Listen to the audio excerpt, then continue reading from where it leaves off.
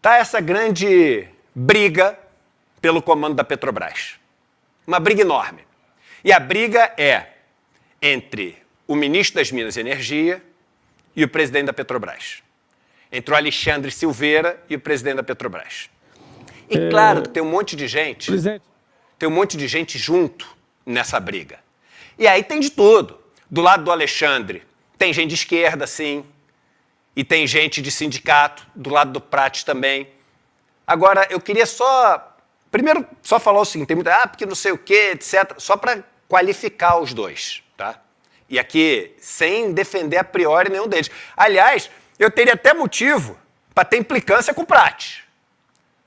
Porque as pessoas sabem, eu fui um dos indicados ao conselho da Petrobras, me fizeram passar um mês por um puto estresse da minha vida, entendeu? Mega estresse, todo mundo batendo, não sei o quê, inventando fake news, não sei o quê, para 2 minutos antes trocarem todos os nomes e botarem todos os nomes ali, que eram os nomes do Alexandre Silveira. Eu tinha todo motivo. Então, mas não tem implicância, mas também não estou aqui para defender ninguém. Mas só para qualificar. A gente tem 2 pessoas disputando. Uma que era senador do PT e que tem, sim, uma história no mercado de óleo e gás, que muitas pessoas veem como uma coisa ruim, porque o cara que era um cara do mercado de óleo e gás, mas outras pessoas veem o seguinte, o cara tem alguma experiência no setor. Estou qualificando aqui, colocando a história do cara. O outro era delegado da Polícia Federal, o histórico do cara de experiência do cara vindo da Secretaria em Minas Gerais de Saúde, Secretaria de Saúde, e depois diretor do DENIT. DENIT, de transporte, de estrada, né? Era diretor do DENIT. Alexandre Silveira, se eu falei que o outro era do PT, ele entrou na política pelo PL. E hoje é do PSD, do Kassab. Então, só para deixar claro, então, é Centrão e um cara do PT que estão discutindo. Mas o que está por trás dessa briga? O que está por trás dessa briga? E é isso que eu queria falar com vocês. Presta atenção, é para cá que eu tenho que virar um pouquinho para ficar mais de frente? Eu acho que assim está mais de frente. Você tem no processo, e isso é muito importante a gente ter na cabeça, no processo de produção de uma coisa, tá? Desde ser uma ideia, né? Nem desde ser matéria-prima, desde ser uma ideia até o negócio ser vendido. Você tem as seguintes camadas. Você tem a camada de financiamento, ou seja, as pessoas não têm capital para fazer o negócio. Então, elas precisam de capital, dinheiro para poder fazer. Você tem a segunda camada, que é de energia, que você precisa transformar a riqueza. A energia é necessária para você transformar qualquer coisa. Transformar uma árvore em madeira, transformar a madeira no móvel. Transformar a argila num tijolo, tudo isso precisa de energia. Energia humana, energia, normalmente, quando você mecaniza, automatiza, você precisa de energia que vem através das empresas que fornecem energia. Você tem, para poder fazer as suas conexões, você tem a parte da comunicação. E, por fim, você tem a parte de logística, que você tem que distribuir o que você produziu. Essas são as camadas. Toda vez que o Estado está presente numa dessas camadas, ele pode fazer como eu falei da NBA. O Estado pode forçar competitividade. O Estado pode oferecer benefícios para os que estão em último lugar. O Estado pode direcionar desenvolvimento, crescimento. E é isso, por exemplo, que é feito na China, como a gente estava falando. No Brasil, a gente tinha as seguintes empresas, ou tem, tá? Em cada uma dessas áreas. No financiamento, a gente tinha, óbvio, tem as estaduais, etc. Mas eu estou falando a nível federal, Caixa e Banco do Brasil. Energia, a gente tinha Eletrobras e Petro. Comunicação, a gente tinha as telefônicas. Lembrando que isso aqui antes da época da internet, né, da internet ser bombada. E logística, Correios. Essas empresas, elas são o maior alvo do setor privado. Elas são os maiores alvos do setor privado porque, dominando isso, eles controlam a pendenga toda, para não falar um palavrão. E aí o seguinte, Eletrobras, já ganharam. Caixa, já ganharam. Ah, Eduardo, mas a Caixa não foi privatizada, mas foi tomada pelo Centrão. Porque aí é importante as pessoas terem na cabeça que nessa luta aqui por essas empresas, tem aqui uma disputa, que é uma disputa, eles nem sempre estão juntos, que é uma disputa entre os bancos e o Centrão. Por que que existe essa disputa? Porque é o seguinte, os bancos querem privatizar, para poder ser dono dessas empresas e para poder ganhar dinheiro na transação, de vender ações, de etc.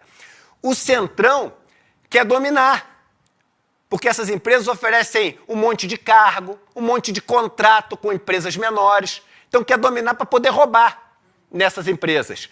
Se os bancos conseguem pagar ao Centrão dinheiro suficiente para comprar a opinião do Centrão e privatizar, eles fazem. Mas com empresas muito grandes, onde o Centrão tem muito cargo distribuído, é difícil. Então sempre vai ter essa disputa entre os bancos e o Centrão e entre o interesse dos dois e o interesse público. Então eles disputam de um lado e quem ganha essa disputa tenta tomar essas empresas do interesse público para poder capturar por seus interesses particulares. As telefônicas foram todas privatizadas. E hoje em dia, aqui na comunicação, você tem as empresas de internet tendo um papel muito importante. Todas as empresas de internet são monopólios privados. Todas. Google, Facebook, etc. No governo Bolsonaro, os caras foram com tudo para privatizar aqui os Correios e o Banco do Brasil. Empresas que estão relativamente bem paradas, mas não deixaram de ser alvo. E aí, hoje em dia, então os monopólios privados a gente já perdeu. Hoje em dia, a empresa que é a disputa, depois deles terem conseguido a Caixa, desses grupos, Banco e Centrão, é a Petro. Uma empresa que tem por ano de lucro líquido, quase 150 bi de reais. Veja que a gente está falando de uma empresa que tem capacidade de investimento maior do que o próprio país, em termos de orçamento de governo. Ela tem mais orçamento para poder investir do que o PAC, se ela quiser, do que o PAC inteiro.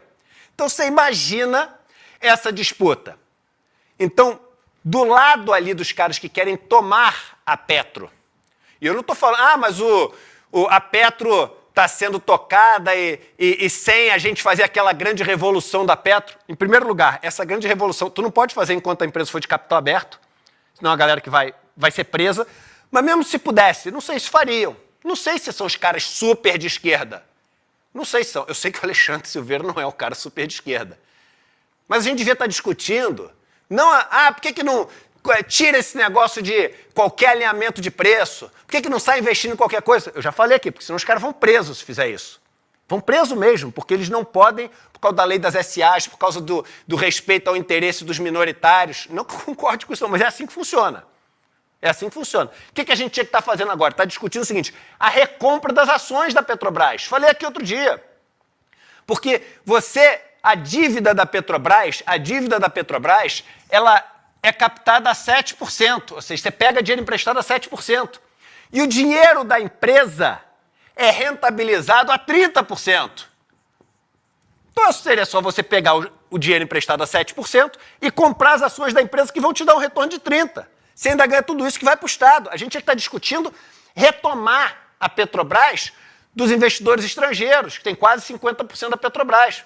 Mas não, o que está sendo disputado aqui é uma empresa que tem capacidade de investimento maior maior do que o próprio governo, uma empresa que tem um lucro monstruoso e uma empresa que é estratégica, porque ela está nessa camada, que é uma das 4 camadas importantes para esse processo de produção e para você dominar o mercado. E aí poder, dominando o mercado, explorar o consumidor, explorar o trabalhador, porque você explora todo mundo. O trabalhador porque ele não tem para onde ir, porque você vira monopólio. Então você paga o salário que você quiser. O consumidor porque só tem você para vender. Os contratos porque ninguém consegue fornecer, só você. Então tu explora o governo também. É por isso que existe essa disputa. Então o que está aqui em disputa na Petro é essa briga. Agora, é o fulano, não é fulano, o mercadante recebeu, não recebeu, recebeu sondagem, mas não recebeu o convite, o fulano... Aí é outra discussão toda que é importantíssima, mas eu queria trazer para as pessoas estrategicamente o que está sendo disputado e por que está sendo tão disputado. E como a gente já perdeu essa aqui perdemos, essa aqui quase perdemos, quase, e pode ter certeza que quando isso aqui estiver resolvido, vão vir para cima dos Correios, não tenho dúvida que além de tudo tem uma maior capilaridade no Brasil, junto com a Caixa Econômica, chega em tudo que é município, etc. E essa aqui vão vir para cima, não vem tanto, porque como é uma empresa de economia mista, então um bom pedaço dela, o Banco do Brasil teve o maior resultado da história no último exercício. Um monte de bilhão, ou seja, é uma empresa que já está atuando de uma maneira que não incomoda muito o mercado, porque não está atuando para oferecer serviços mais baratos, crédito mais barato, etc. Está oferecendo para dar lucro para acionista. Então, esse é o jogo que está em disputa. Isso aqui chama-se capitalismo e essas disputas de poder você nunca vai ver nas notícias. Nas notícias o pessoal leva para o lado da fofoca, o lado da disputa pessoal, para parecer que é uma disputa pessoal, para parecer que é uma fofoca, para parecer que um é bom, o outro é ruim, para parecer que a escolha do presidente é a escolha do outro, escolha da esquerda, escolha da direita, escolha do sindicato, escolha do outro lado, quando por trás está o estrutural, o que as pessoas querem com toda essa disputa. E sempre os mesmos vencedores. Os vencedores que estão na lista da Forbes, os vencedores cujos filhos não são presos, quem lembra do filho do Ike Batista, por exemplo, que estava ligado ao setor de petróleo, o setor que domina todas as terras, o setor que domina os canais de mídia, o setor, enfim, que sequestra futuros e destrói a vida de milhões de pessoas.